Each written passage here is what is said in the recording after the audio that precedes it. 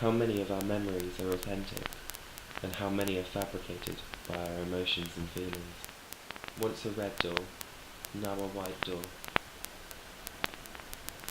a distant ghost of my past. A board now covers the window, a window that held so many secrets, a door that allowed imagination. This door concealed my emotions from afar. Up the stairs, to the right, the second door, my safety, whatever that was. A sign that leads to trauma. A sign once stood in this ground, a post pushed too far. I felt like a bully that time.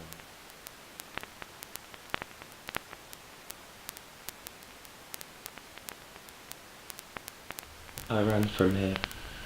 I was scared. I bled. Adrenaline kept me walking. I never noticed, but the scar remains. I can't change that. I've been down. I've been broken. I've laid on this floor, bruised, bleeding, unable to move. I couldn't move. What a life to live. A home should provide shelter, protection, safety. I never felt safe. My home was just a place the victim existed within, a neighbourhood of hurt with a house that couldn't protect me. These drains represent what I've lost, the feeling of sinking into an abyss, oblivion.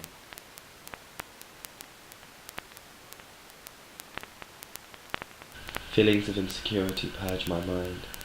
Ugly, freak, weirdo, idiot, gay, faggot, kill yourself, you deserve to die. All words I couldn't control. Leaving a trace, a sense of permanence within this impermanent life. Marks fade, bruises become thick skin, and cuts scar before disappearing. But the words swirl within my thoughts. They are permanent. At that time, I felt impermanent. Nothing mattered. I was falling into an oblivion with no end, no finality, just an endless taunt of permanent versus impermanence.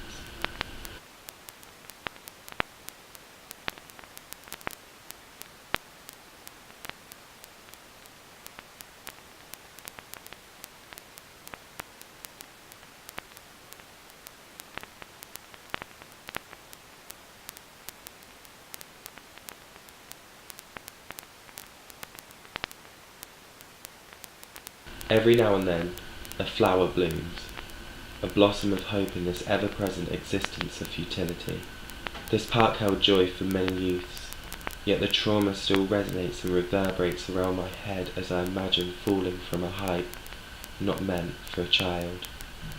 If a tree collapses beneath itself, staring at its other half, gazing at the rotten decay, how do I confront my past? How can I gaze upon a reflection I don't recognise? A bridge encompasses the flowing water, once beneath me, always above me. I'm drowning. I've swam here, I've walked here, through stones and hooks, pressure causing colluses to my skin. This is always something minuscule compared to the bigger picture. Maybe pain is all I know. A new house, new prospects, same people, emotions, pains, and discomforts.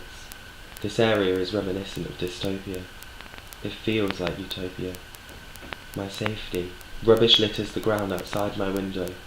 Past furniture, past items, memories.